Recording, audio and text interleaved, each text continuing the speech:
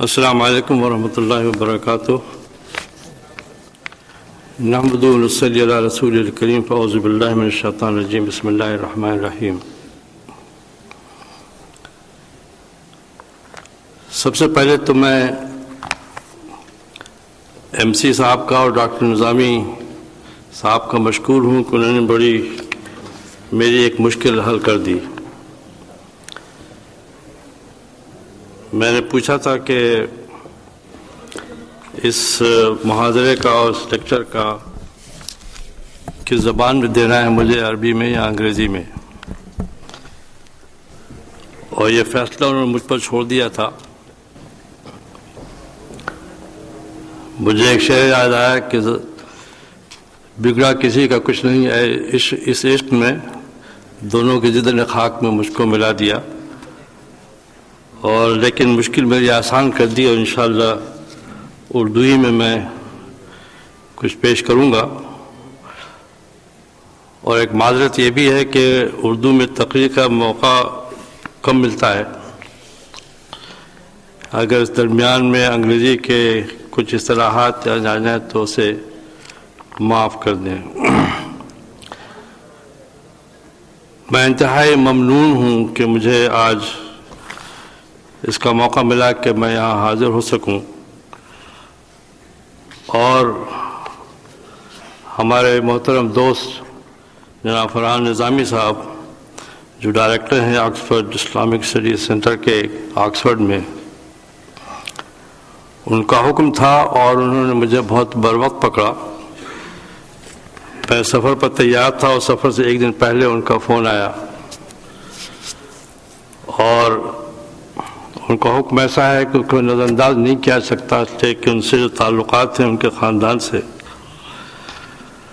اور اس سے بڑھ کے پروفیسر خلیق احمد نظامی صاحب مرحوم، اللہ تعالیٰ اس کے مغفرت فرمائے، ان کو اعلیٰ علیم جگہ عطا فرمائے، ان سے بھی نیاز حاصل رہا ہے۔ اور میری آخری ملاقات بھی ان سے علی گڑھی میں ہوئی تھی ان کے انتقال سے چند ماہ پہلے، اس لیے میرے لیے ممکن نہیں تھا کہ میں کوئی عذر پیش کر سکوں۔ جس زمانے میں اس سینٹر کا نقشہ بن رہا تھا، اس وقت بھی فرحان صاحبی کی معیت میں اس کے آرکیٹیکٹ سے ملاقات ہوئی تھی، اور اس لحاظ سے مجھے اس سینٹر کے بارے میں معلوم تھا کہ کب اور کس طرح سے پیش آنے والا ہے۔ اب اس سینٹر کا نام قرآنک سینٹر رکھا گیا ہے، یا مرکز علوم القرآن کے نام سے رکھا گیا ہے، اور میں سمجھتا ہوں کہ آج کا یہ جو عنوان میں نے منتخب کیا ہے وہ بھی اس لحاظ سے بہت مناسب معلوم ہوتا ہے۔ اور جو عنوان میں نے منتخب کیا ہے اس کی بھی ایک وجہ یہ ہے، اس سلسلے میں تحریکیں اٹھتی رہی ہیں، اور کبھی کبھی آواز بلند بھی ہوتی ہے، اور خاص طور سے آج کل کے ماحول میں، خواہ وہ یورپ ہو، امریکہ ہو، یا مسلم ممالک ہوں، اور کلچر اور ایجوکیشن کے اختلافات اور اس کے مناہج کے اختلافات کی بنا پر کچھ ایسے تصورات، ایسے نظریات آج سامنے آتے رہتے ہیں کہ جس کی وجہ سے یہ ضرورت محسوس ہوتی ہے کہ اس بات کا اعادہ کیا جائے اور یہ بات پہنچائی جائے۔ بقول اقبال کہ یہ راز کسی کو نہیں معلوم کہ مومن قاری نظر آتا ہے، حقیقت میں ہے قرآن۔ قرآن پاک اللہ تعالیٰ کی کتاب ہے، منزل من اللہ ہے۔ ہر مسلمان قرآن کو مانتا ہے، اور یہ مانتا ہے کہ اللہ تعالیٰ کی طرف سے اتاری ہوئی کتاب ہے۔ بات سمجھنے کی جو ہے وہ یہ کہ بہرحال یہ کتاب ہدایت کی کتاب ہے دنیا کی زندگی کے لیے اور آخرت کی زندگی کے لیے۔ اور عجیب بات یہ ہے کہ قرآن پاک کی جو پہلی آیت ہے جہاں اللہ تعالیٰ نے اس قرآن کا تعارف کرایا ہے، سورہ بقرہ کی جو پہلی آیت ہے، اگر آپ اس پر غور فرمائیں، بسم اللہ الرحمن الرحیم، الف لام میم، ذالک الکتاب لا ریب فیہ ھدی للمتقین الذین یؤمنون بالغیب ویقیمون الصلاۃ ومما رزقناہم ینفقون۔ اس میں جو سمجھنے کی چیز ہے اور بڑی اہمیت کی چیز ہے کہ نماز کا یا زکوٰۃ کا یا اور دوسری چیزوں کا ذکر بعد میں آیا ہے۔ سب سے پہلی شرط جو قرآن پیش کرتا ہے اس سلسلے میں وہ کہتا یہ ہے کہ یہ کتاب ہے جس کی میں کوئی شبہ نہیں، کوئی شک نہیں، یہ ہدایت کی کتاب ہے، مگر کس کے لیے؟ ہدایت کی کتاب ان کے لیے ہے جو اللہ تعالیٰ کے سامنے اپنی جواب دہی کا احساس رکھتے ہیں اور وہ ایمان بالغیب بھی رکھتے ہیں۔ یعنی اور تمام صفات کا ذکر بعد میں ہے، لیکن غیب کا ذکر سب سے پہلے ہے۔ غیب سے کیا مراد ہے؟ ہر زبان کی ایک اصطلاح ہوتی ہے، عربی کی بھی اپنی اصطلاحات ہیں، عربی کی اپنی زبان کی اصطلاحات ہوتی ہیں، ہر زبان کی ایک اصطلاح ہوتی ہے۔ اس اصطلاح کو دوسری زبان میں منتقل کرنا مشکل ہو جاتا ہے کہ معنوان اس کو اسی طرح سے قبول کیا جائے، اس کو کیا جائے، بڑا مشکل مرحلہ ہوتا ہے۔ انگریزی زبان میں جو قرآن کے ترجمے پیش کیے گئے ہیں ان میں بھی یہی مشکل ہوتی ہے۔ عام طور سے قرآن میں غیب کا ترجمہ آپ دیکھیں گے وہاں عام طور سے انسین کیا جاتا ہے۔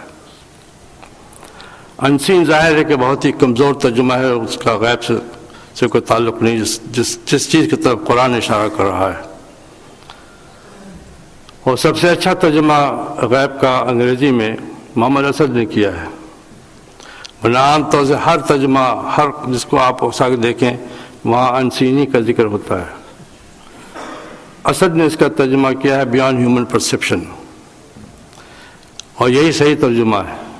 غیب سے مراد یہ ہے کہ انسان کے احساسات سے ماورا جو چیز ہے اس کو تسلیم کرنا ہے، اس لیے کہ جو چیز انسین ہے وہ دیکھی جا سکتی ہے، لیکن احساسات سے ماورا جو چیز ہے وہ دوسری چیز ہے۔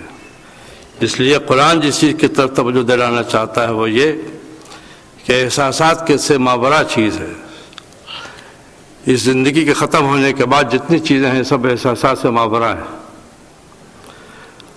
وہی احساسات سے ماورا ہے۔ نبی کا انتخاب احساسات سے ماورا ہے، اس لیے قرآن کی پہلی شرط یہ ہے کہ ہدایت پانے والے وہ لوگ ہوں گے جو ایمان بالغیب رکھتے ہیں، جو اللہ تعالیٰ کے سامنے اپنی جواب دہی کا احساس رکھتے ہیں۔ اسی طرح سے لفظ تقویٰ کا لفظ استعمال ہوتا ہے، متقی کا لفظ استعمال ہوتا ہے۔ عام طور سے اس کا ترجمہ انگریزی میں بھی بہت ہی کمزور فیئر آف گاڈ یا ڈیوٹی ٹو گاڈ اس قسم کا ترجمہ ہوتا ہے۔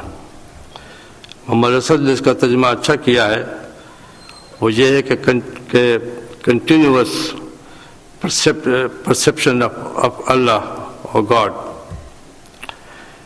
ایک perpetual consciousness of presence of God in your heart and your mind۔ مطلب یہ ہے کہ اگر اس کا دوسرا ترجمہ کیا جائے اردو میں کہا اللہ تعالیٰ کے سامنے اپنی جواب دہی کا احساس، اپنے اعمال کا، in do's and don'ts، جس چیز کا حکم دیا گیا ہے اس میں، جس چیز سے روکا گیا ہے اس دونوں چیزوں سے۔ اس لیے قرآن پاک کی ہدایت کے لیے سب سے پہلی شرط یہ ہے کہ قرآن کو تسلیم کیا جائے، ایمان بالغیب ہو، اور ساتھ ہی ساتھ قرآن کے پڑھنے میں، اس کے سمجھنے میں، اس کے عمل کرنے میں اللہ تعالیٰ کے سامنے اس کی جواب دہی کا احساس بھی ہو۔ دوسری چیز سمجھنے کی یہ ہے کہ قرآن پاک تاریخ کی کتاب نہیں ہے، قرآن پاک سائنس کی کتاب نہیں ہے، قرآن پاک قصوں کی کتاب نہیں ہے، قرآن میں اگر انسانی خلق کا ذکر کیا جاتا ہے، یا چاند سورج کا ذکر کیا جاتا ہے، یا فلکیات کا ذکر کیا جاتا ہے، یا حساب کتاب کا ذکر کیا جاتا ہے، یا ان تمام چیزوں کا ذکر کیا جاتا ہے، وہ مقصود نہیں ہے۔ اس لیے جو لوگ یہ سمجھتے ہیں کہ ہسٹوریکل ڈاکومنٹ ہے، ایک تاریخی صحیفہ ہے، وہ غلطی پہ ہیں۔ بہت سے حضرات اس کو ہسٹوریکل ڈاکومنٹ کے حیثیت سے پیش کرتے ہیں۔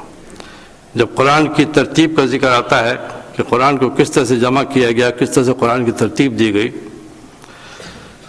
تو جس طرح سے وحی نازل ہو رہی تھی رسول اللہ صلی اللہ علیہ وسلم کے اوپر، قرآن کی ترتیب وہ نہیں ہے۔ سورہ علق سب سے پہلی سورہ نازل ہوئی، مگر وہ سب سے بعد میں ترتیب میں آئی ہے۔ تو ترتیب جو رسول اللہ صلی اللہ علیہ وسلم نے دی تھی، اسی لحاظ سے جو طرح سے قرآن آج موجود ہے، یہ وہ ترتیب ہے جو وحی الہی کے مطابق ہے اور سبجیکٹ میٹر کے لحاظ سے ہے۔ اس کی بات آپ یوں سمجھیں، ایک آرڈنریلی معمولی طور سے سمجھنے کی ضرورت یہ ہے، مثلا میں اس وقت آپ سے مخاطب ہوں اور میرا رسپانس آڈینس کی طرف سے ہے۔ میں جو بات کہنے جا رہا ہوں، جو کہہ رہا ہوں، اس آڈینس کو دیکھ کے میں وہ بات کہہ رہا ہوں۔ لیکن اگر میں اسی کو اپنے مضمون کی شکل میں اختیار کرنا چاہوں گا تو میں اس کی ترتیب بدل دوں گا۔ اس لیے یہ بات سمجھنے کی ہے، اور مستشرقین نے یہ کوشش کی کہ قرآن کو سمجھنے کے لیے انہوں نے یہ سمجھا، اس کے لیے ضرورت یہ ہے کہ قرآن کو ہسٹوریکل ڈاکومنٹ کے حیثیت سے دیکھا جائے۔ اس لیے جس ترتیب سے قرآن نازل ہوا ہے اس کی وہ ترتیب دی جائے تاکہ قرآن سمجھ میں آئے۔ وہ نہیں سمجھ سکتے اس چیز کو، اس لیے کہ انہوں نے کوشش کی مگر اس میں ناکام رہے۔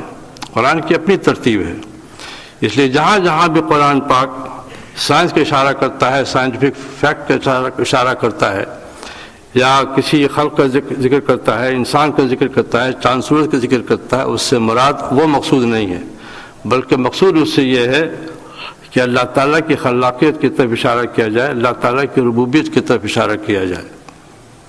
میں ایک معمولی سی مثال دیتا ہوں جس سے بات آپ کو سمجھ میں آ جائے گی کہ افسوس کی بات یہ ہے کہ میں مسلم ممالک کی بات کر رہا ہوں، اس لیے کہ جو غیر مسلم ممالک ہیں وہاں وہ اختیار نہیں ہے آپ کو ان چیزوں کا، لیکن کہ مدارس میں جو تعلیم دی جاتی ہے، جامعات میں جو تعلیم دی جاتی ہے، وہاں جو نصاب ہے، مدارس کا جو نصاب ہے، دو مختلف نصاب ہے۔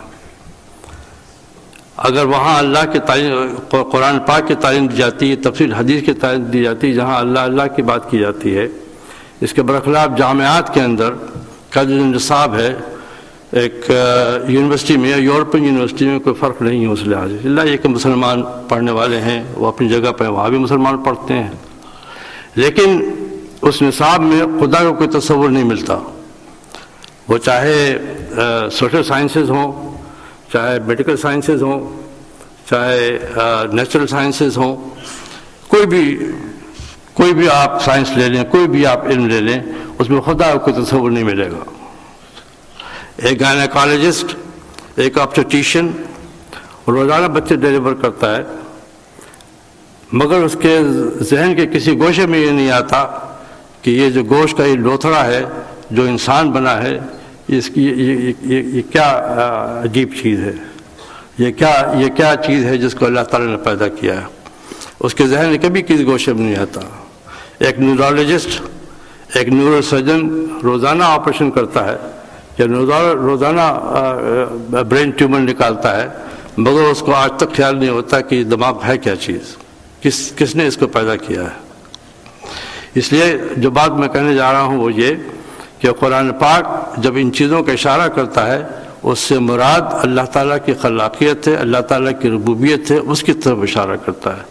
سورہ رحمان اگر آپ تلاوت کریں، اس میں بار بار خدا اللہ تعالیٰ اس بات کا ذکر کرتا ہے۔ اور دیکھیے کہ قرآن، بہت سے لوگوں نے اس پر کام کیا، مورس بکائی کی بہت مشہور کتاب ہے قرآن سائنس اینڈ بائبل کے نام سے، اور مصر کے تنتاوی جوہر تنتاوی نے سائنسیفک طریقے سے بحث کی ہے اور تفسیر پہ لکھی ہے۔ اور جو لوگ ذرا سا بھی سائنس کا، سائنٹیفک نالج رکھتے ہیں، سائنسز نالج رکھتے ہیں، جب ان چیزوں کا ذکر آتا ہے تو اس کا وہ ذکر کرتے ہیں. چنانچہ تفسیر اگر آپ دیکھیں گے جو تفسیریں لکھی گئی ہیں اس میں مختلف انداز سے لکھی گئی ہیں. کسی نے تصوف کے لحاظ سے کیا ہے، کسی نے گرامر کے لحاظ سے کیا ہے، کسی نے میڈیکل سائنس کے لحاظ سے کیا ہے. بہت سی کتابیں اس سلسلے میں آئی ہیں. اس لیے سب سے پہلی بات جو میں آپ کے ذہن سے نکالنا چاہتا ہوں وہ یہ کہ جہاں جہاں بھی قرآن اس کا ذکر کرتا ہے اس سے مراد وہ مقصود نہیں ہے، بلکہ مقصود یہ ہے کہ اللہ تعالیٰ کی ربوبیت، اللہ تعالیٰ کی خلاقیت واضح ہو. اللہ تعالیٰ چاند سورج کا ذکر کرتا ہے، زمین و آسمان کا ذکر کرتا ہے. سورہ یاسین کی حالت ہے کل فی فلک یسبحون، یہ گلیکسی میں ہر چیز جو ہے موو کر رہی ہے. یورپ میں تو بہت دنوں کے بعد اس پر فیصلہ ہوا کہ آیا زمین گھومتی ہے نہیں گھومتی ہے، لیکن قرآن نے بہت پہلے فیصلہ کر دیا تھا کل فی فلک یسبحون. اللہ تعالیٰ کی قدرت کا بظہر ہے یہ. تو سب سے پہلی بات سمجھنے کی یہ ہے کہ قرآن پاک ہدایت کی کتاب ہے اور اس کو قصے کی کتاب یا سائنس کی کتاب نہ سمجھا جائے. جیسے ایک مقرر یا ایک مضمون لکھنے والا، کتاب لکھنے والا اپنی کتاب میں کوئی مثال بیان کرے یا کوئی واقعہ بیان کرے، وہ واقعہ مقصود نہیں ہوتا بلکہ اپنی دلیل کو پہنچانا مقصود ہوتا ہے.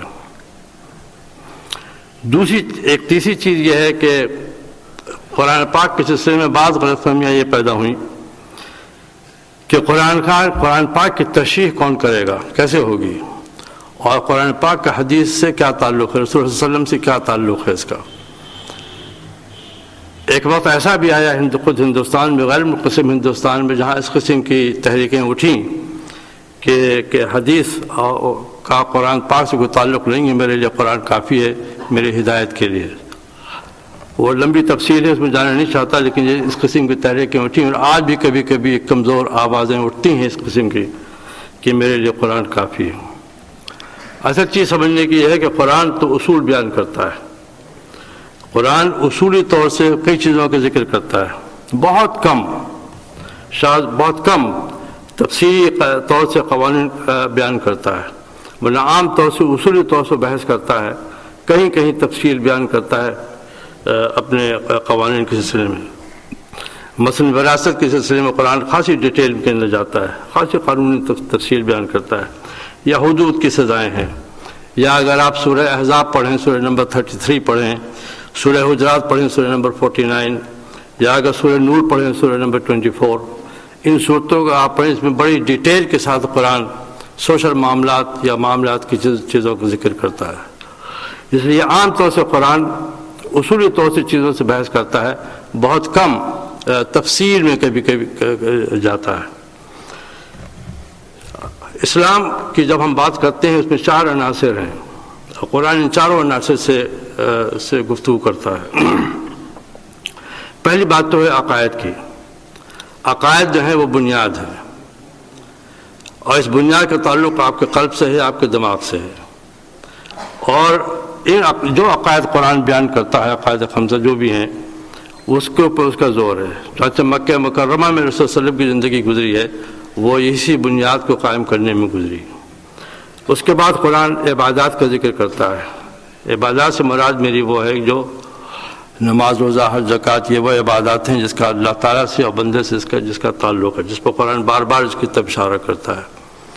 اور اس لحاظ سے عبادات اس کا دوسرا جز ہے قرآن پاک کا، جس کی طرف وہ بار بار اس کی اشارہ کرتا ہے. تیسرا جز قرآن پاک میں معاملات کا. معاملات سے مراد یہ ہے اس میں لیگل پوزیشنز ہیں، بہت سے معاملات ہیں اس کے اندر، ایک دوسرے کے تعلقات، تھوڑے تعلقات، پڑوسی کے تعلقات، ماں باپ کے تعلقات، باپ اولاد کے تعلقات، کمیونٹی کے تعلقات، اسٹیٹ کے تعلقات. تو معاملات کا دائرہ اتنا وسیع ہے کہ اس میں تمام چیزیں اس کے اندر شامل ہو جاتی ہیں. اور اس کو بھی اللہ تعالیٰ کہیں کہیں اصول کو بیان کرتا ہے اور کہیں کہیں ڈیٹیل میں جاتا ہے، مگر عام طور سے اصول بیان کرتا ہے. چوتھا عنصر اس کا جو ہے وہ ہے اخلاق، کیریکٹر، بیہیویئر، کانڈکٹ. کس طرح سے تمہیں دنیا میں رہنا ہے، کس طرح ایک دوسرے کے ساتھ معاملات ہوں گے، اور کیا اخلاق برا ہے اور کون اخلاق اچھے ہیں، کون سی چیزیں ہیں. اس تمام چیزوں کے سلسلے میں قرآن ایک اصولی طور سے ایک ہدایت دیتا ہے. اب اس کے بعد سوال یہ ہوتا ہے کہ رسول اللہ صلی اللہ علیہ وسلم کا اس سلسلے میں کیا رول تھا. لے کہ اگر ہم مسلمان کی حیثیت سے یہ تسلیم کرتے ہیں کہ قرآن پاک کو اللہ تعالیٰ نے نازل فرمایا اور رسول اللہ صلی اللہ علیہ وسلم کے اوپر وحی آئی، تو قرآن سے اور رسول اللہ صلی اللہ علیہ وسلم کا کوئی رشتہ تو ہونا چاہیے. اور اگر آپ یہ نہیں مانیں کہ رسول اللہ صلی اللہ علیہ وسلم کا اس میں کوئی رول ہے تو پھر آگے کوئی مزید گفتگو نہیں ہو سکتی. اگر گفتگو کرنی ہے تو پھر گفتگو اس بات کے اوپر بھی ہوگی کہ قرآن پاک کی وحی جو اتاری گئی رسول اللہ صلی اللہ علیہ وسلم کے اوپر، تو رسول اللہ صلی اللہ علیہ وسلم کا قرآن کے ساتھ کیا تعلق ہے، کیا رول ہے، کیا ہے. دیکھیے جب پہلی وحی نازل ہوئی سورہ علق تھی، رسول اللہ صلی اللہ علیہ وسلم کے ذہن میں کچھ سوالات تھے جو ہمارے اور آپ کے ذہن میں بھی ہوتے ہیں، لیکن یہ کہ ہمارے پاس اتنا وقت نہیں ہے کہ ہم اس کو سوچ سکیں، اس کا جواب کب تلاش کر سکیں. رسول اللہ کے ذہن میں یہ سوال تھا، ہم کون ہیں، ہم یہاں کیوں پیدا ہوئے، ہمارا خالق کون ہے، ہمارا خالق و مخلوق کا کیا رشتہ ہے. سورہ علق کی جو پہلی آیت ہے اس پہ دیکھیے اللہ تعالیٰ نے جو 5 آیتیں اتاری ہیں اور جس کا جب وحی نازل ہوئی اس میں رسول صلی اللہ علیہ وسلم کو وہ جواب تھا جو ان کے ذہن میں تھا. اقرأ باسم ربک الذی خلق، خلق الانسان من علق، اقرأ وربک الاکرم. دیکھیے اس میں رب کا استعمال کیا، اللہ کا لفظ استعمال نہیں کیا. اللہ تعالیٰ اللہ کا لفظ استعمال کر سکتے تھے مگر وہاں رب کا لفظ استعمال کیا گیا.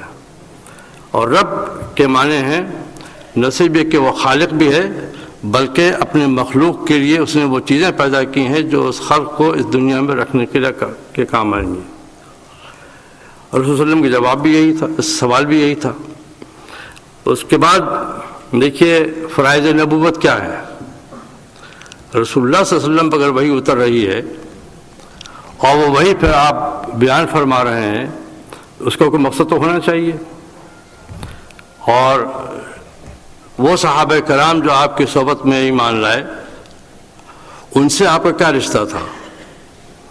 دیکھیے قرآن پاک کی آیت ہے اور یہ بڑے نکتے کی بات ہے، ذرا اس کو اچھی طرح سے سمجھیں آپ. حضرت ابراہیم علیہ السلام، ایک چیز اور بتا دوں، عام طور سے خیال کیا جاتا ہے جیسے سیمیٹک ریلیجن کے سلسلے میں کہ اسلام جو ہے سب سے آخری مذہب ہے سیمیٹک ریلیجن کے لحاظ سے. قرآن تو اس کی تردید کرتا ہے. عام طور سے سمجھا جاتا ہے کہ جو ہسٹری آف ریلیجنس ہیں اس کے اندر اسلام جو ہے سب سے آخری ریلیجن ہے سیمیٹک ریلیجن کے اندر. قرآن تو اس کو قبول نہیں کرتا. قرآن تو یہ کہتا ہے کہ سب سے پہلا پیغمبر جو آیا تھا آدم علیہ السلام سے لے کر رسول اللہ صلی اللہ علیہ وسلم تک وہ سب ایک ہی پیغام لے کر کے آئے تھے. اور وہ 3 بیسک ایشوز تھے. سب سے پہلی بات اللہ تعالیٰ کی وحدانیت، اس کے بعد رسالت، نبوت اور آخرت. ملائکہ اور وحی جو ہے وہ 3 کا آف شوٹس ہیں. اس لیے یہ 3 ہر نبی جو آیا وہ یہی پیغام لے کر کے آیا. ہر نبی جو آیا آپ قرآن اگر آپ پڑھیں اس سے آپ کو اندازہ ہو جائے گا کہ ہر جگہ یہی چیز بھی ہے. اور سب سے پہلی چیز اور چیز سمجھنے کی یہ ہے، یہ صرف معجزہ ہے قرآن پاک کا اس لحاظ سے کہ تمام مذہبی کتابوں کے مقابلے میں قرآن پاک کا یہ اعجاز ہے کہ جو اوریجنل لینگویج آف وحی ہے، جو وحی کی جو زبان ہے وہ محفوظ ہے. آج اگر آپ انگریزی میں مجھے کوئی آیت بیان کریں مجھے اس سے کوئی فرق نہیں پڑے گا اور میں فوراً اس کے صحیح یا غلط ہونے کا اندازہ لگا لوں گا قرآن دیکھ کر. تو یہ اللہ تعالیٰ کا اعزاز ہے اور یہ عربی کا اعزاز ہے کہ دنیا کے تمام زبانیں جو ہیں کسی نہ کسی حیثیت سے ترقی پاتی رہی ہیں، چاہے وہ انگلش ہو، چاہے وہ جرمن ہو، کوئی بھی زبان ہو، ہر زبان ترقی کرتے رہی ہے. اس کا بھی ایک فیز رہا ہے، مختلف فیزز رہے ہیں. شیکسپیئر کی زبان میں آج کون گفتگو کرتا ہے؟ آپ لوگوں کی تفریح طبع کے لیے بتا دوں، باب ہوپ نے ایک مرتبہ کہا تھا کہ England and America 2 countries divided by the same language. تو مطلب ہے کہ امریکن انگلش کچھ اور ہے، انگلش کچھ اور ہے، تو اس لحاظ سے ان کی اصطلاحات بھی الگ الگ ہوتی ہیں. جب میں پہلی مرتبہ امریکہ گیا اور ایئرپورٹ پہنچا میرا جہاں میرا ایڈمیشن ہوا تھا یونیورسٹی شکاگو میں، وہاں سے بار بار یہ آ رہا تھا میرے نام لے کر کہ you are being page, you are being paged. اور میں تو سمجھا تھا کہ پیج صرف کاغذی کا ٹکڑا ہوتا ہے، اگر مجھے بلایا جائے تو مجھے کال کیا جائے گا مجھے. تو یہ دو تو اس لحاظ سے ہر زبان ایک خاص مرحلے سے گزرتی ہے. لیکن یہ عربی کا اعجاز ہے کہ عربی آج تک اس کی اصطلاحات وہی ہیں جو رسول صلی اللہ علیہ وسلم کے زمانے میں تھیں، جو اس سے پہلے تھیں. اور جو انگلش کی ڈکشنری لکھی جاتی ہیں، اور ایڈورڈ لینز کی بہت مشہور ڈکشنری ہے عربی اور انگلش کی، جب کسی عربی لفظ کی تشریح کرتا ہے تو قرآن پاک کی آیت دیتا ہے کہ یہ ہے. اس سے معلوم ہونا یہ چاہیے کہ عربی زبان میں کوئی تغیر اس قسم کا نہیں آیا. کلوکل لینگویجز دوسری چیزیں ہیں، لیکن یہ کہ جو فصاحت کہی جاتی ہے اس کا اسٹینڈرڈ آج اس کے صحیح غلط ہونے کا آج بھی عربی ہے. اس لیے قرآن فی عربی مبین، قرآن خود ہی کہتا ہے، اس بات کی طرف اشارہ کرتا ہے. میں فرائض نبوت کی بات کر رہا تھا. حضرت ابراہیم علیہ السلام نے جو دعا فرمائی، سورہ بقرہ کی آیت ہے 129، اس میں حضرت ابراہیم علیہ السلام نے دعا فرمائی ایک نبی کے آنے کی. اس میں رسول صلی اللہ علیہ وسلم نے فرمایا، حضرت ابراہیم نے عرض کیا اللہ تعالیٰ سے، ربنا وابعث فیہم رسولا منہم یتلو علیہم آیاتک ویعلمہم الکتاب والحکمہ ویزکیہم انک انت العزیز الحکیم. اس میں جو چیز سمجھنے کی ہے وہ یہ کہ حضرت ابراہیم علیہ السلام یہ دعا فرما رہے ہیں کہ اللہ ایک نبی انہی میں سے ایسا بھیجیے جو آپ کی آیات کی تلاوت کرے، اور تلاوت کرنے کے بعد ان کو کتاب میں جو چیز کہی گئی ہے اس کو سکھائے اور حکمت سکھائے.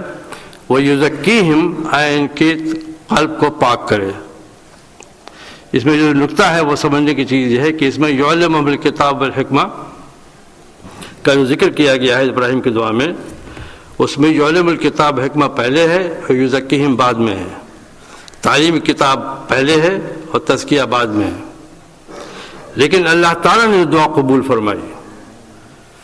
حضرت ابراہیم نے دعا کی، اللہ تعالیٰ نے قبول کی، لیکن اللہ تعالیٰ نے دعا قبول فرمائی، اس میں ترتیب بدل دی. اللہ تعالیٰ نے دعا قبول فرمائی. سورہ آل عمران میں ذکر ہے اس کا، سورہ آل عمران سورہ نمبر 163. بسم اللہ الرحمن الرحیم. لقد من اللہ علی المؤمنین اذ بعث فیہم رسولا یتلو علیہم آیاتہ ویزکیہم ویعلمہم الکتاب والحکمہ. اللہ تعالیٰ نے اس میں ترتیب بدل دی. حضرت ابراہیم کی دعا کے اندر یہ تھا کہ یعلمہم الکتاب والحکمہ، کتاب حکمت دکھائی جائے اور ان کا تزکیہ کیا جائے. لیکن اللہ تعالیٰ نے دعا قبول فرمائی، اس میں ترتیب بدل دی اور یہ فرمایا اس کے اندر کہ یزکیہم ویعلمہم الکتاب. تزکیہ پہلے ہوگا، تعلیم کتاب بعد میں ہوگا. اس سے مراد یہ، اس کی مراد یہ ہے کہ جو کنٹینر ہے اس کا رسٹ پہلے صاف ہونا چاہیے، پھر اس کے اندر چیز ڈالی جائے گی. اس لیے قلب کی طہارت، قرآن کو سمجھنے کے لیے قلب سلیم چاہیے، قرآن کو سمجھنے کے لیے ذہن سلیم چاہیے، قرآن کو سمجھنے کے لیے طبیعت سلیم چاہیے. اور اس لیے قرآن قلب کی طرف ہمیشہ اشارہ کرتا ہے، ہمیشہ قلب کو پکارتا ہے، قلب کا ذکر کرتا ہے بار بار. بقول کسی شاعر کے کہ عقل سے تم مشورہ نہ کرنا، تراش دے گی ہزار بہانے. جب ہم کوئی غلط کام کرنا چاہتے ہیں عقل اس کی دلیل بھی پہنچا دیتی ہے.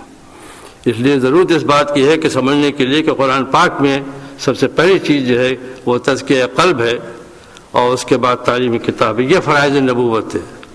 رسول اللہ صلی اللہ علیہ وسلم نے صحابہ کرام کو جو چیز پیش فرما رہے تھے، پہلے آپ اس کا تزکیہ فرما رہے تھے، اس کے بعد ان کی تعلیمی کتاب تاکہ قبولیت کی صلاحیت کے اندر پیدا ہو. قرآن پاک کی آیت ہے سورہ مائدہ کی، بسم اللہ الرحمن الرحیم. یا ایھا الذین آمنوا اذا قمتم الی الصلاۃ فاغسلوا وجوہکم وایدیکم الی المرافق وامسحوا برؤوسکم وارجلکم الی الکعبین. یہ وضو کے سلسلے میں آیت اتری ہے کہ دیکھو اے ایمان والو، جب تم نماز کے لیے کھڑے ہو اپنے چہروں کو دھو، اپنے ہاتھوں کو دھو. اور دیکھیے قرآن نے پھر کہا وایدیکم الی المرافق، اپنی کوہنیوں تک. قرآن ایدیکم سب کہہ سکتا تھا تو اس میں فساد سے جھگڑا پیدا ہوتا ہے کہ ایدی سے کیا مراد ہے. قرآن کہتا ہے کہ کرو سوتے جب تک کہ تمہارے کوہنیوں تک، اور اپنے سروں پر مسح کرو اور اپنے پاؤں کو ٹخنوں تک دھو.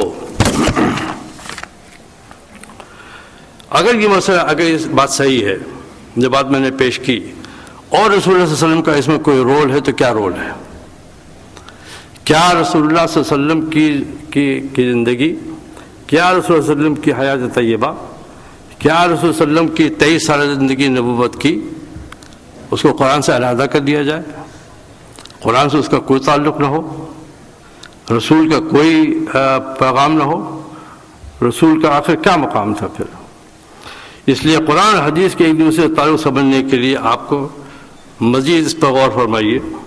قرآن پاک کی آیت ہے سورہ نساء کی، سورہ نمبر 4 آیت نمبر 59 یا ایھا الذین آمنوا اطیعوا اللہ واطیعوا الرسول واولی الامر منکم فإن تنازعتم فی شیء فردوہ الی اللہ والرسول ان کنتم تؤمنون باللہ والیوم الآخر، کہ اے ایمان والو اللہ کی اطاعت کرو اور رسول کی اطاعت کرو، اور وہ لوگ جو تم پر حاکم بنائے جائیں، اور اگر کسی مسئلے میں تمہیں اختلاف پیدا ہو تو اس کو اللہ اس کے رسول کی طرف واپس کر دو، اگر تم اللہ پر ایمان رکھتے ہو اور یوم آخر پر ایمان رکھتے ہو۔ اگر اللہ تعالیٰ کے سامنے جواب دہی کا احساس ہے تمہیں اس کا کرنا ہوگا۔ تو مسئلہ یہ ہے کہ اطاعت اللہ اور اطاعت رسول سے کیا مراد ہے؟ اس سے بڑھ کے دوسری آیت جو ہے وہ زیادہ صاف ہے، وَمَن يُطِعِ اللَّهَ وَالرَّسُولَ فَأُولَٰئِكَ مَعَ الَّذِينَ أَنْعَمَ اللَّهُ عَلَيْهِم مِّنَ النَّبِيِّينَ وَالصِّدِّيقِينَ وَالشُّهَدَاءِ وَالصَّالِحِينَ وَحَسُنَ أُولَٰئِكَ رَفِيقًا، جس میں اللہ تعالیٰ نے یہاں سے واو لیا ہے عطف کا، جو اللہ کی اطاعت کرے اور رسول کی اطاعت کرے، یہ وہ لوگ ہوں گے جن پر اللہ تعالیٰ نے انعام فرمایا، نبیوں میں، صدیقین میں، شہداء میں۔ پھر اللہ تعالیٰ رسول صلی اللہ علیہ وسلم کو کارڈ بلانچ دیتا ہے، وَمَن يُطِعِ الرَّسُولَ فَقَدْ أَطَاعَ اللَّهَ، جو رسول کی اطاعت کرتا ہے وہ اطاعت ایسی ہے جیسے اللہ کی اطاعت ہے، جس سے معلوم یہ ہوا کہ رسول اللہ صلی اللہ علیہ وسلم کی اطاعت ہر حال میں ضروری ہے۔ ایمان کی تکمیلی اس وقت ہوگی جب رسول صلی اللہ علیہ وسلم کی اس کی اطاعت کی جائے گی۔ تو اگر قرآن یہ کہتا ہے میں یطیع الرسول فقد اطاع اللہ، تو اللہ اور رسول کے درمیان کا جو رشتہ قائم ہے اور رسول صلی اللہ علیہ وسلم کے جو فرائض شامل ہیں اس میں کیا ہے؟ رسول صلی اللہ علیہ وسلم کی اطاعت کس طرح سے ہوگی؟ پھر قرآن متنبہ کرتا ہے مسلمانوں کو، سورہ محمد کی آیت ہے، سورہ نمبر 47 آیت نمبر 33، یا الذین آمنوا اطیعوا اللہ واطیعوا الرسول ولا تبطلوا اعمالکم، اس لیے کہ اللہ تعالیٰ فرما رہے ہیں کہ اے ایمان والو اللہ کی اطاعت کرو اور رسول کی اطاعت کرو، اور اگر ان کی اطاعت نہیں کرتے اس کا مطلب ہے کہ تمہارے اعمال انویلیڈیٹ ہو جائیں گے، تمہارے اعمال ضائع چلے جائیں گے۔ لا تبطلوا اعمالکم، تو اپنے اعمالوں کو ضائع نہ کرو اللہ تعالیٰ رسول صلی اللہ علیہ وسلم کی نافرمانی کر کے۔ اس سے پہلی بڑی آیت میں اللہ تعالیٰ نے زیادہ فرمایا سیحبط اعمالہم، اگر انہوں نے رسول صلی اللہ علیہ وسلم کی اطاعت نہیں کی تو جو بھی انہوں نے کام کیا ہے وہ سارے کے سارے اعمال جو ہیں وہ بیکار جائیں گے اور اس کو انویلیڈیٹ کر دیا جائے گا۔ من یطیع اللہ ورسولہ فقد فاز فوزا عظیما، جو اللہ تعالیٰ کی اطاعت کرے گا، جو رسول صلی اللہ علیہ وسلم کی اطاعت کرے گا وہ کامیاب ہے۔ جو آیتیں میں نے پیش کی ہیں اس سے کم از کم اتنا تو آپ کو احساس ہو جائے گا، اتنا آپ کو معلوم ہو جائے گا کہ رسول اللہ صلی اللہ علیہ وسلم کی زندگی جو تھی، رسول صلی اللہ علیہ وسلم کے سلسلے میں جو کام لگایا گیا تھا وہ فرائض نبوت میں شامل تھا یا نہیں۔ اس لیے قرآن پاک کی آیت جب بیان کی جا رہی ہے اس کو کون سمجھائے گا؟ قرآن پاک کی آیت رسول صلی اللہ علیہ وسلم پر نازل ہو رہی ہے، جس پر نازل کی جا رہی ہے، اگر وہ نہیں سمجھائے گا تو کون سمجھائے گا؟ اور اگر سمجھائے گا تو کس طرح سمجھائے گا؟ اس بات کو سمجھنے کی ضرورت یہ ہے کہ جو فرائض نبوت اللہ تعالیٰ نے بیان فرمائے قرآن کے اندر، تو رسول اللہ صلی اللہ علیہ وسلم کو حکم دیا گیا۔ رسول اللہ کو بعض مرتبہ یہ ہوتا تھا کہ آپ بیان فرما رہے ہیں اور کہہ رہے ہیں، بعض مرتبہ مایوسی ہوتی تھی کہ لوگ ایمان نہیں لا رہے ہیں، تو آپ کو بڑی پریشانی ہوتی تھی، آپ یہ سمجھتے تھے کہ شاید آپ کے فرائض نبوت میں کوئی کمی واقع ہو رہی ہے۔ اللہ تعالیٰ اطمینان دلاتے ہیں کہ آپ اطمینان رکھیے، آپ کے فرائض بھی یہ شامل ہے کہ آپ پیغام پہنچاتے رہیں ہمارا۔ ایمان لانا نہ لانا یہ آپ کا کام نہیں ہے، وما علیک الا البلاغ، آپ کے اوپر صرف ایمان اس کو پہنچا دینا ہے کہ آپ اپنی تشریح کو بیان فرما دیجیے، اپنے عملی زندگی سے اور اپنے قولی زندگی سے، قول و فعل سے اس کا بیان ہوتا رہے۔ اور اس لیے کہ اللہ تعالیٰ نے فرمایا کہ ہم نے آپ کو جو بھیجا ہے بحیثیت ایک نبی کے، اور آپ کا فرائض نبوت میں شامل ہے کہ آپ اس کو پیغام آپ پہنچاتے رہیں اور ان کو بات کہتے رہیں۔ ایک بہت بڑا مسئلہ اس میں پیدا یہ ہوتا ہے جب قرآن و حدیث کے تعلق کا ذکر کیا جاتا ہے تو جہاں تک کہ حدیث کا تعلق ہے یہ تو ایک اصطلاح ہے. حدیث جب کہا جائے حدیث ہے یہ، اس کے اندر قول بھی ہو سکتا ہے اور فعل بھی ہو سکتا ہے. اور جب لفظ سنت کا لفظ کیا آتا ہے اس سے مراد عام طور سے صلی اللہ علیہ وسلم کا فعل اور عمل ہوتا ہے. یہ ایک معمولی سا فرق ہے حدیث میں، عام طور سے اس کو انٹرچینجبلی لوگ بولتے ہیں، لیکن ایک معمولی سا فرق ہے جو عام طور سے سمجھا جاتا ہے. حدیث کی ظاہر ہے بہت سے مختلف اقسام ہیں. ہمارے محدثین نے اور لوگوں نے جو اس کے اوپر کام کیا ہے، جس کے بعد کہ انہوں نے اس کی شرحیں بنائی ہیں اور اس کی اقسام دی ہیں، اس کی نیریشن کے لحاظ سے دی ہیں. حدیث کی 3 قسمیں ہیں یا سنت کی 3 قسمیں یوں سمجھ لیجیے. ایک تو وہ ہے جس کا تعلق شریعت سے ہے، جس میں قرآن اور رسول صلی اللہ علیہ وسلم کی ذات مبارک اور رسول صلی اللہ علیہ وسلم کی تشریح، رسول صلی اللہ علیہ وسلم کا اس کا عمل، یہ کئی چیزیں مل کر کے وہ ہیں جو جس کا تعلق شریعت و تشریعی امور سے ہے. دوسری قسم وہ ہے جو رسول صلی اللہ علیہ وسلم کی اپنی خصوصیات ہیں، جو آپ کی اپنی خصوصیات آپ کی ذات سے ہیں. مثلا تہجد کی نماز رسول صلی اللہ علیہ وسلم فرض تھی، آپ پڑھا کرتے تھے، امت و فرض نہیں ہے، آپ کی اپنی خصوصیت تھی.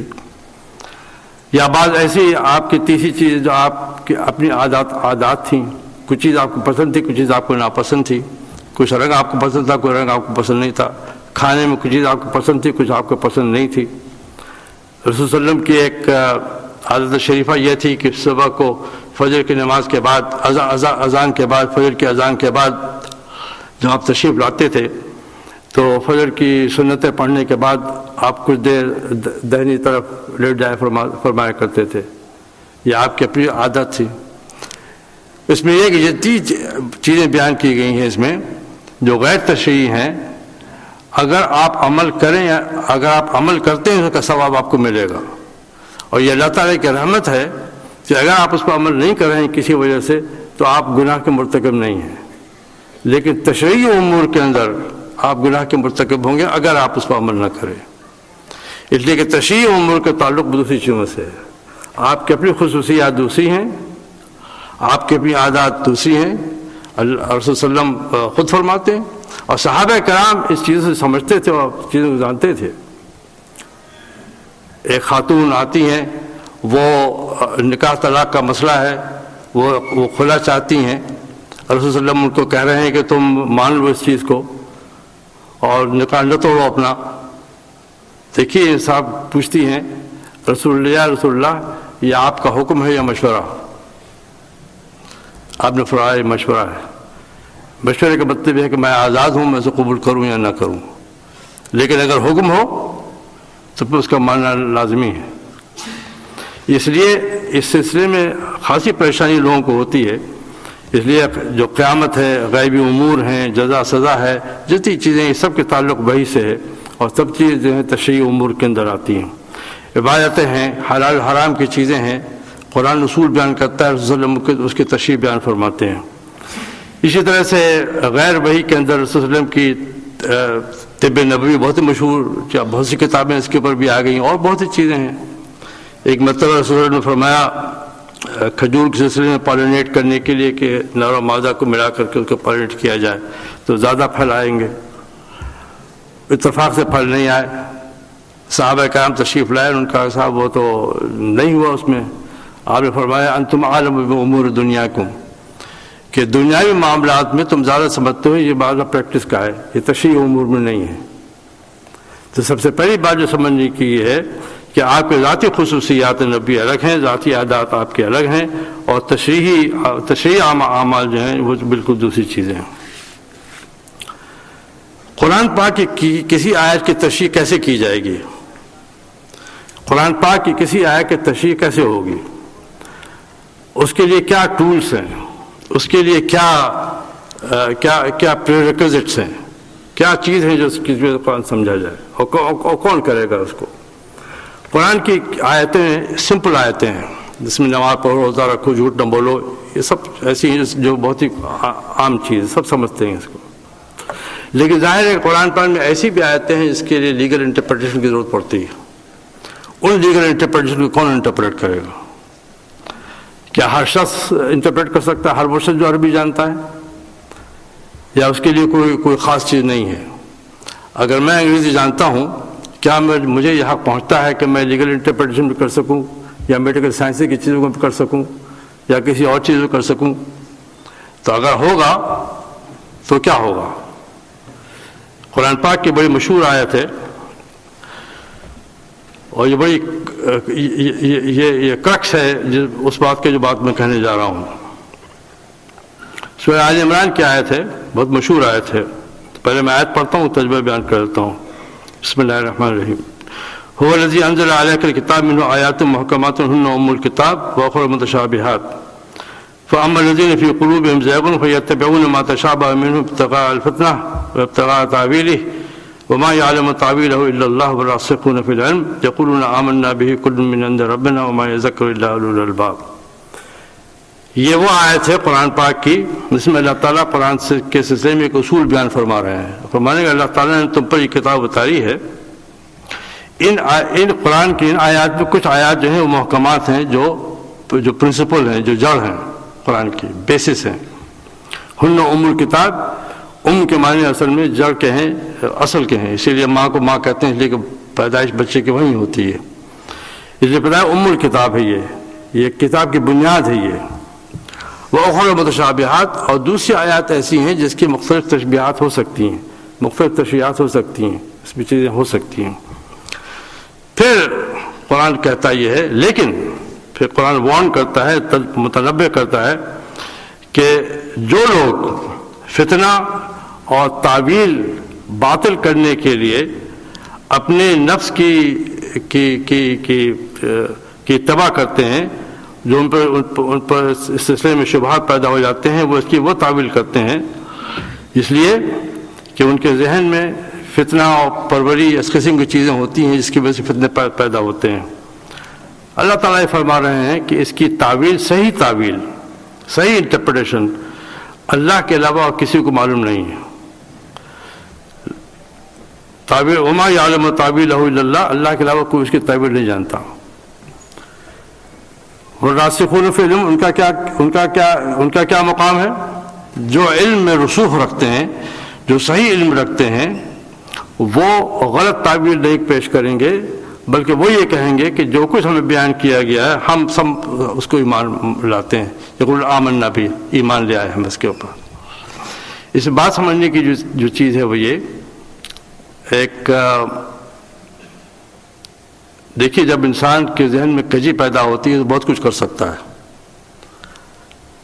کس چیز کو سب سے پہلے سمجھنے کے لیے قلب کی طہارت کی ضرورت پڑتی ہے، ایمان کی ضرورت پڑتی ہے. ایمان سے مراد یہ ہے کہ اللہ تعالیٰ نے جو فرما دیا اس کو منوان اس کو قبول کر لیا جائے، وہاں اپنی ایج پیج نہ لگائے اس کے اندر پھر.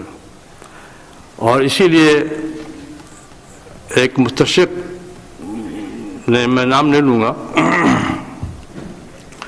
ان کا ایک آرٹیکل تھا، ایک کتاب چھپی تھی لٹریری اسٹڈیز قرآن کے نام سے. اس میں ایک آرٹیکل تھا قرآن پاک کے جو مقطعات ہیں، فواتح الصور کے نام سے ان کا ایک آرٹیکل تھا، جس میں انہوں نے یہ بیان کیا تھا کہ یہ الف لام میم کاف ہا عین صاد یاسین وغیرہ جو ہیں یہ کیا چیز ہے. مقطعات کا قرآن میں خاص ذکر، اس پر مولانا فراہی کا بہت مشہور کام ہے اس کے اوپر. لیکن بہرحال مستشرق صاحب نے یہ فرمایا کہ رسول اللہ صلی اللہ علیہ وسلم چونکہ ایماندار تھے، اس لیے جب وحی نازل ہوتی تھی تو اگر یہ وحی میں جو الفاظ جس طرح ان کے سمجھ میں آئے وہ انہوں نے لکھ دیا اس کو. اس لیے ان کے سمجھ میں اگر اسلامی میں آیا وہ لکھ دیا، اور اگر کافی سے سمجھ میں آیا تو وہ لکھ دیا. اس کے بعد اپنی بات کو سمجھانے کے لیے اس نے یہ کہا کہ سورہ مزمل کی جو آیت ہے ناشئۃ اللیل اشد وطئا وقیلا، اس میں ناشئۃ اللیل کا لفظ استعمال ہوا ہے. اس کے معنی یہ ہیں کہ اللہ تعالیٰ یہ فرما رہے ہیں کہ صبح کو تہجد کے لیے اٹھنے کے لیے، نماز پڑھنے کے لیے اٹھنا پڑتا ہے، یہ تمہارے نفس بہت ہی گراں گزرتا ہے، ناشیۃ اللیل اشد وطم قیلا۔ اس نے یہ کہا کہ ناشیہ کا جو لفظ ہے یہاں سمجھ میں نہیں آتا، کہ رات کو اٹھنے میں پریشانی ہوتی ہے، یہ بات سمجھ میں نہیں آتی ہمارے۔ معلوم ایسا ہوتا ہے کہ یہ رات کی وحی کا ذکر ہو رہا ہے کہ رات کی وحی جو ہوتی ہے تم پر بڑی گراں گزرتی ہے، اس لیے لفظ ناشیہ جو ہے صحیح نہیں ہے، ناشیہ کے بجائے یہاں غالباً نازلہ ہوگا کہ وحی اترنے والی۔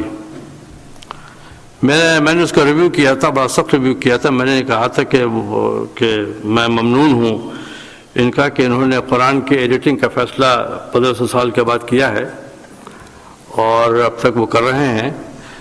لیکن عجیب بات یہ ہے کہ رات کی وحی کی اصطلاح کا ذکر تو انہوں نے فرما دیا کہ نازلۃ اللیل ہے، لیکن یہ کہ دن کی جو وحی آتی تھی اس کی اصطلاح کا ذکر نہیں کیا، تو اس کا ذکر فرما دیتے تو اس معاملہ اور صاف ہو جاتا۔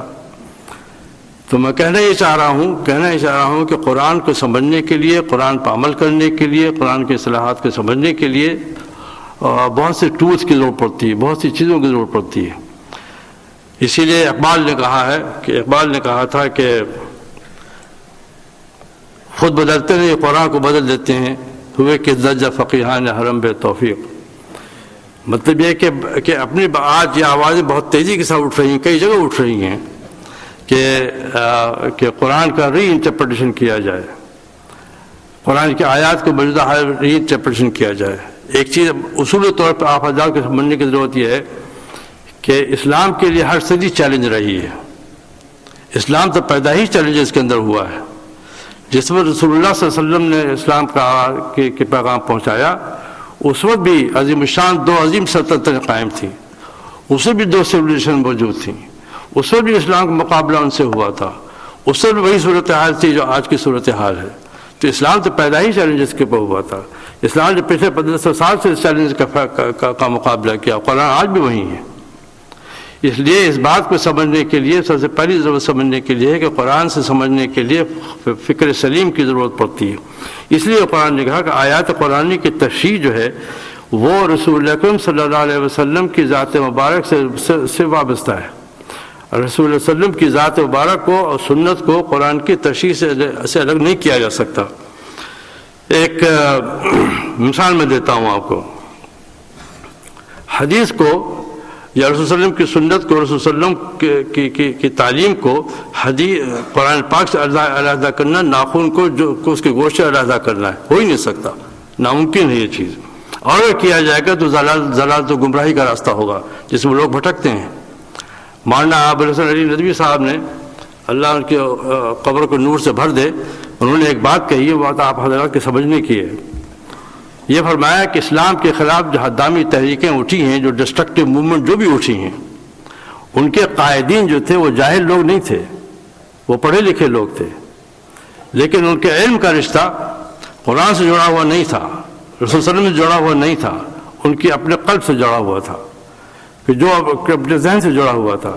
اسی لیے اس کے اندر ایج پیج اس کے اندر چیزیں کرتے ہیں۔ اس لیے یہ قرآن کی آیت ہے، روزے کے زمانے کی ذکر ہے کہ روزہ کا آغاز اور ختم کب ہوگا۔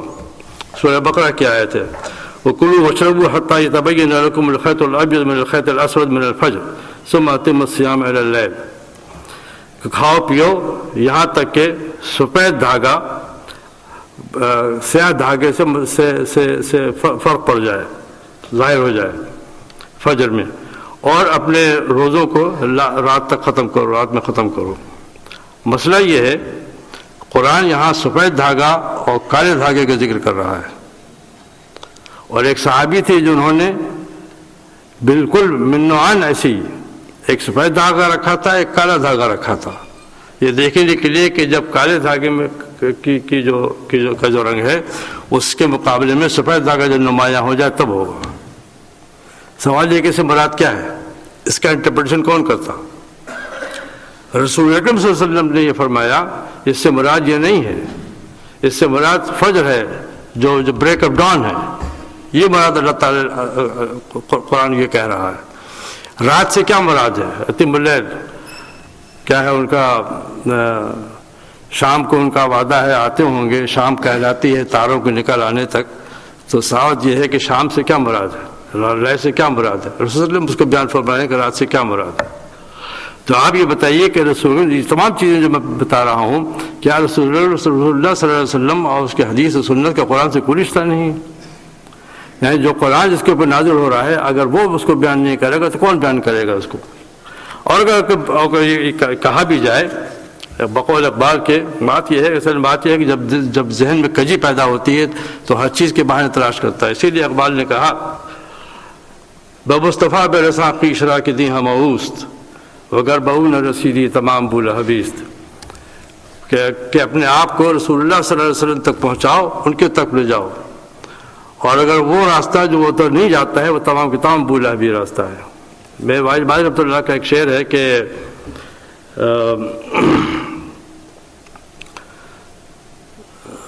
یاد اگر آ جائے مجھے تو وہ کہ لے جائے گا منزل سے پرے دور بشر کو، لے جائے گا منزل سے پرے دور بشر کو ہر وہ جادہ جو تیرے جادے کے سوا ہے۔ وہ جادہ، وہ راستہ جو رسول صلی اللہ علیہ وسلم کی طرف نہیں جاتا ہے، وہ پھر آپ کو گمراہی کی طرف لے جائے گا۔ اس کے علاوہ کوئی راستہ ہی نہیں ہے۔ یا تو آپ مسلمان ہوں یا مسلمان نہ ہوں۔ اگر مسلمان ہیں تو پھر اس کے علاوہ آپ کے پاس کوئی دوسرا آپشن موجود نہیں ہے۔ تو آپ ومن شاء یؤمن ومن شاء یکفر، جو چاہے ایمان لائے، جو چاہے ایمان نہ لائے، یہ اختیار تو ہے۔ لیکن ایک مطلب اگر آپ نے آپشنس آپ نے پرو کر لیا then all options are closed، پھر آپ کو اطاعت کے علاوہ کوئی دوسری صورتحال نہیں ہے۔ میں آپ سے پوچھتا ہوں، قرآن پاک میں ہر مرتبہ ذکر آتا ہے نماز کا اور زکوٰۃ کا، یا الذین آمنوا صلوا، نماز پڑھنے کے لیے کہ نماز پڑھو، روزہ رکھو، نماز رکھو، نماز کے ساتھ روزے کا ذکر آتا ہے، یا زکوٰۃ کے ذکر آتا ہے، بعض زکوٰۃ کے ذکر آتا ہے۔ زکوٰۃ کی مقدار 2.5% ہے، قرآن میں تو کہیں اس کا ذکر نہیں ہے، تو کیسے عمل کیا جائے گا؟ کہاں سے آپ ذکر کریں گے؟ اگر آپ رسول صلی اللہ علیہ وسلم کی ذات کو علیحدہ کر دیتے ہیں تو ہم تو نماز بھی نہیں پڑھ سکتے۔ ہمیں جو پانچ وقتہ نمازیں ہماری ہیں، ان میں جو رکعتیں ہیں، اس کا قرآن میں کہاں ذکر کیا ہے کہ کتنی رکعتیں ہیں؟ کتنی رکعتیں ظہر کی ہیں، کتنی رکعتیں عصر کی ہیں، اور فجر کی ہیں اور مغرب کی ہیں؟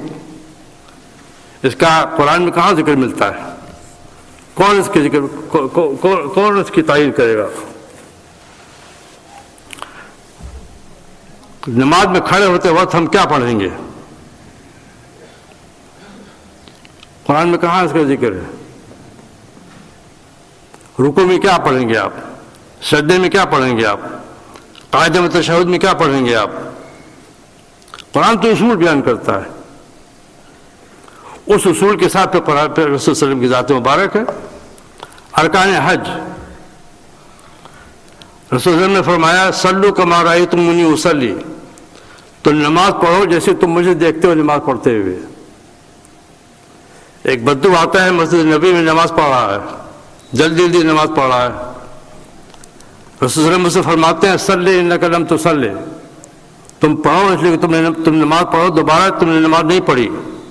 وہ پھر پڑھتا ہے، پھر وہی حرکت کرتا ہے، 2-3 بار اس نے یہ حرکت کی، تو آخر پہ آتا ہے، آپ بار بار یہ فرماتے ہیں صلی کما انک لم تصلی، تم نے نماز نہیں پڑھی۔ تو پوچھتا ہے یا رسول اللہ میں کیسے نماز پڑھوں؟ ان کا دیکھو وہ نماز پڑھ رہے ہیں، تو بکر کی طرف اشارہ کیا نماز پڑھ رہے ہیں، دیکھو کیسے وہ نماز پڑھ رہے ہیں۔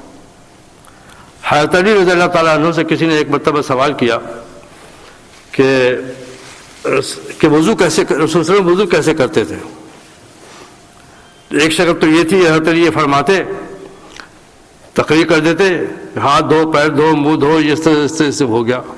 آپ نے فرمایا کہ ایک لوٹے میں پانی لے کے آؤ، وہ پانی لے کے آیا، آپ نے وضو فرمایا، جب وضو مکمل ہو گیا تو آپ نے ہا کذا توضا رسول اللہ صلی اللہ علیہ وسلم، رسول صلی اللہ علیہ وسلم نے اس طرح سے وضو فرمایا ہے۔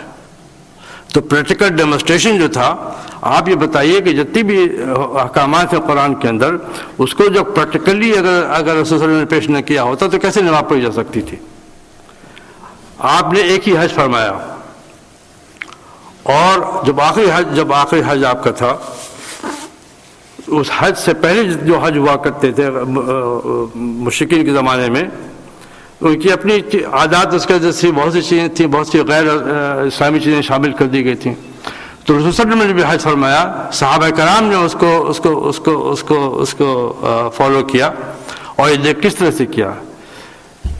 جب حج کیا جاتا تھا، مشرکین جب حج کیا کرتے تھے، اس میں تقریباً برہنہ ہوا کرتے تھے، تالیاں بجاتے تھے، گانے گاتے تھے، اور حجر اسود کو ان کے دہنے ہاتھ پہ ہوتا تھا. ہم جب حج کرتے ہیں، حجر ہمارے بائیں ہاتھ کے اوپر ہوتا ہے، ہم دعائیں مانگتے ہیں. اس لیے رسول صلی اللہ علیہ وسلم نے جو حج کیا، یہ صحابہ کرام نے دیکھا کس طرح سے حج کیا جاتا ہے.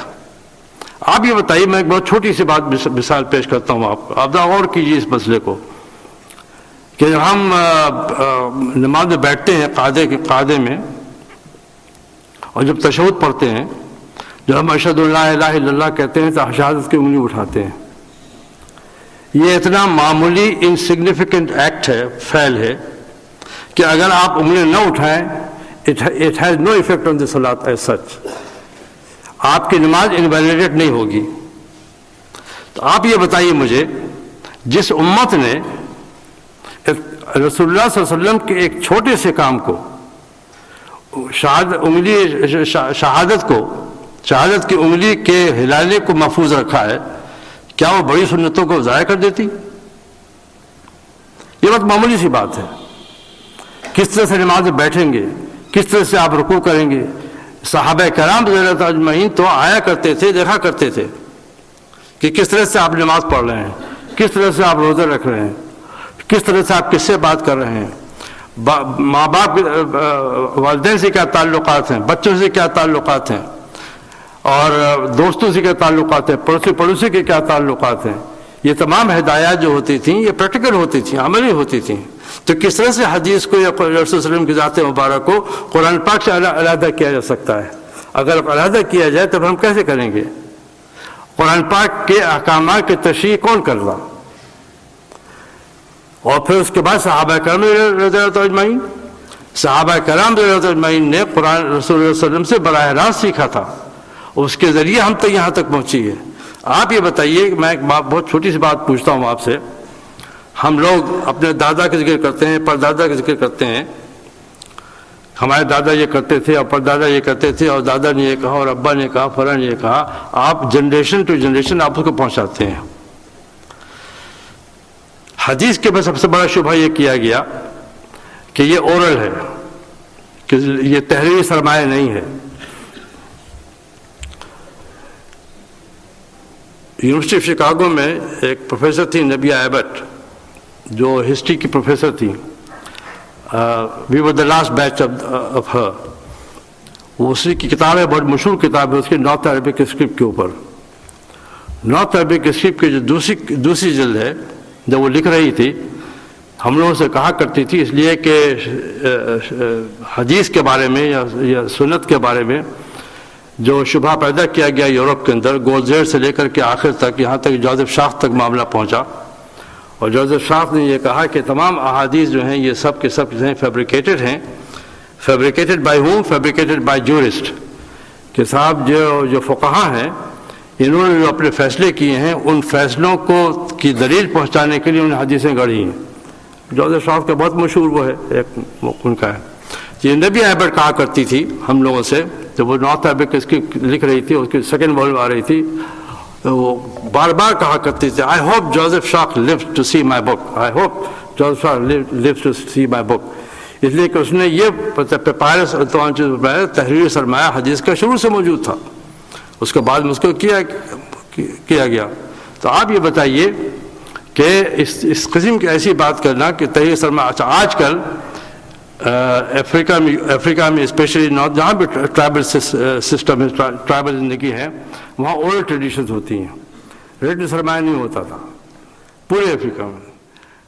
اورل ٹریڈیشن آج یورپ کی یونیورسٹیوں میں اورل ٹریڈیشن کے نام سے ڈپارٹمنٹس قائم ہیں، اور اورل ٹریڈیشن کو آج وہی در دیا جا رہا ہے جو ریٹن ٹریڈیشن کو دیا جا رہا ہے.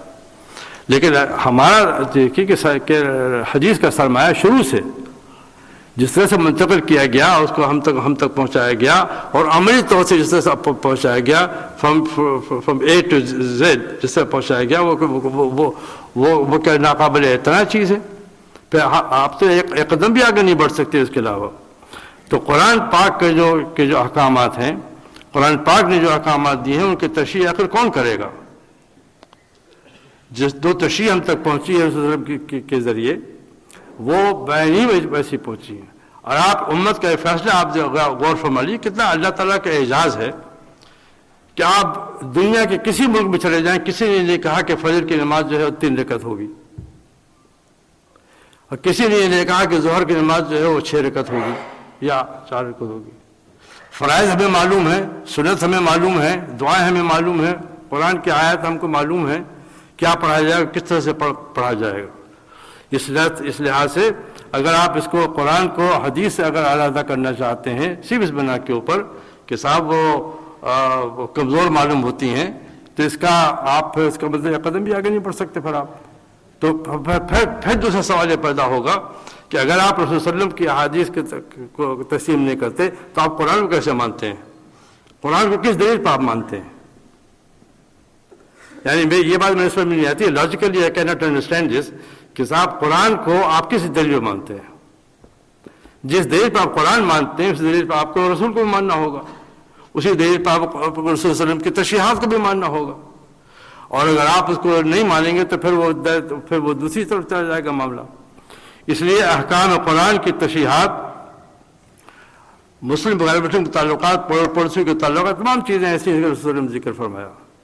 اس لیے اس بات کو سمجھنے کی ضرورت ہے کہ قرآن اصول بیان کرتا ہے. ان اصول کی جو تشریحات ہیں وہ رسول اکرم صلی اللہ علیہ وسلم کی ذات مبارک سے وابستہ ہے، اور رسول اکرم صلی اللہ علیہ وسلم کی ذات مبارک جو ہے اس کی عملی تشریح پیش کرتی ہے. اور اگر آپ نے اس کو قبول کر لیا اور بات آپ کے سمجھ میں آ گئی تو آپ اس راستے پہ جائیں گے جس راستے کی طرف اسلام آپ کو دعوت دے رہا ہے. ایک بہت ہی معمولی سا شعر ہے، چھوٹا سا ایک بہت ہی سمپل سادہ سا شعر ہے. ہمارے شیخ حضرت حکیم مختار صاحب کا شعر ہے، وہ اتنا چھوٹا ہے کہ تقوی کی اسے بہتر مثال نہیں بیان کر سکتی. قرآن کو سمجھنے کے لیے یہ سب سے قرآن کو سمجھنے کے لیے اس سے بہتر کوئی شعر میرے ذہن میں نہیں آتا. نقش قدم نبی کے ہیں جنت کے راستے، وہ سمپل ہے. نقش قدم نبی کے ہیں جنت کے راستے، اللہ سے ملاتے ہیں سنت کے راستے. تو یہ سمپل سی چیز ہے کہ اگر قرآن پاک کا تعلق جو حدیث اور رسول صلی اللہ علیہ وسلم سے ہے وہ اگر آپ کے سمجھ میں آ جائے تو پھر آپ سمجھیے کہ آپ کامیاب ہو گئے. اور پھر بات وہی کہتا ہوں جو اقبال نے کہی تھی، بمصطفیٰ بے رساخی اشرا کے دی ہم اوست وگر بہون رسیدی تمام بول حدیث. میں بہت ممنون ہوں آپ حضرات کا، مشکور ہوں کہ آپ حضرات نے سنا، اور میرے لیے دعا فرمائیے، ہم آپ کے لیے دعا فرمائیں. اللہ تعالی ہم لوگوں کو صحیح طور سے سمجھنے کی توفیق عطا فرمائے، عمل کرنے کی توفیق عطا فرمائے، اور گمراہیوں سے بچائے، اور خاص طور سے عقل کی گمراہیوں سے بچائے. وآخر دعوانا رب العالمین، والسلام علیکم ورحمۃ اللہ وبرکاتہ.